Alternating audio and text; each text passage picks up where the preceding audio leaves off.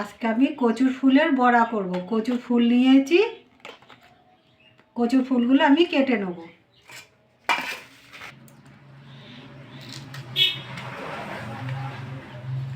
এগুলো সব ফেলে দেবো, দিয়ে এরকম ছোট ছোট করে কেটে নেব। সবগুলো এরকম করে কেটে নেব। সবগুলো কেটে নিয়েছি, আমি এবার ধুয়ে নেব। ফুলগুলো আমি সব ধুয়ে নিয়েছি। আমি গ্যাস জ্বালিয়ে কড়া বসিয়ে দিয়েছি, আর কড়াতে আমি জল দিয়ে দিয়েছি, আর আমি একটু লেবু দিয়ে দেবো, লেবুর রস।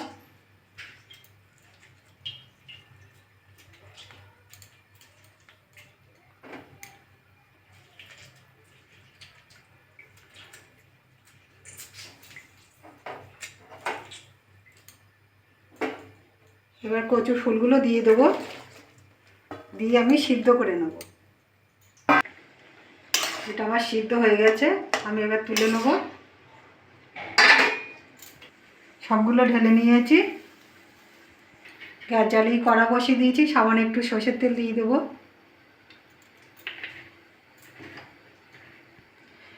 অল্প চিংড়ি মাছ নিয়েছি, চিংড়ি মাছটা আমি লবণ আর হলুদ মাখিয়ে নিয়েছি।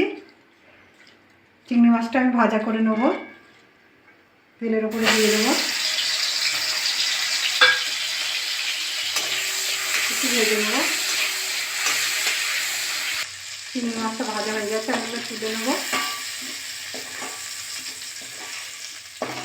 সবগুলো তুলে নিয়েছি। কচুর ফুল, কাঁচা লঙ্কা আর চিংড়ি মাছ ভাজা করে নিয়েছি, এইগুলো আমি মিক্সারে দিয়ে পেস্ট করে নেব।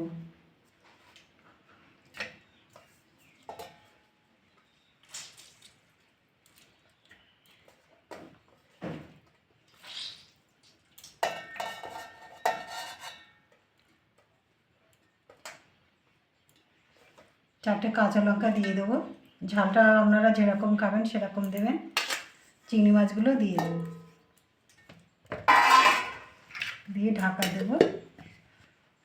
এটা পেস্ট করে নিয়েছি, এই পাত্রে আমি ঢেলে নেব।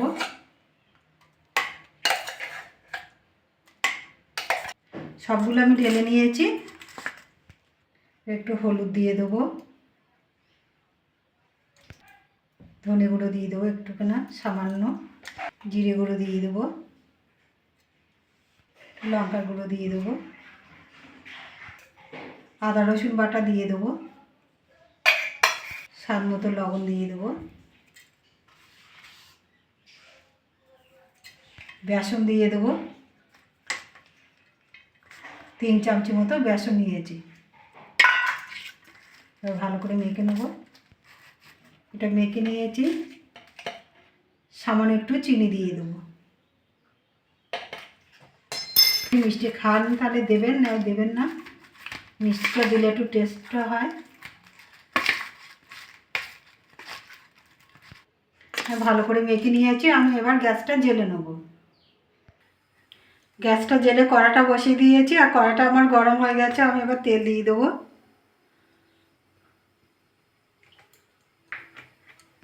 তেলটা গরম হয়ে গেছে, আমি এবার বড়া ভেজে নেব।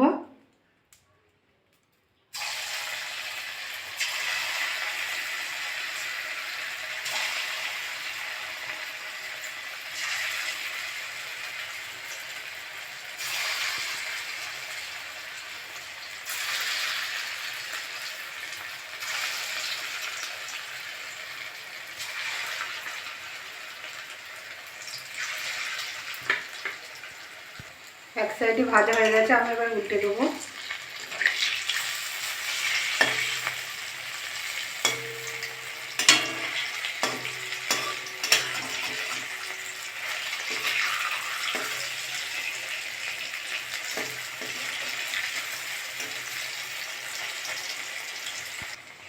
সবগুলো আমার হয়ে গেছে, আমি এবার তুলে নেব।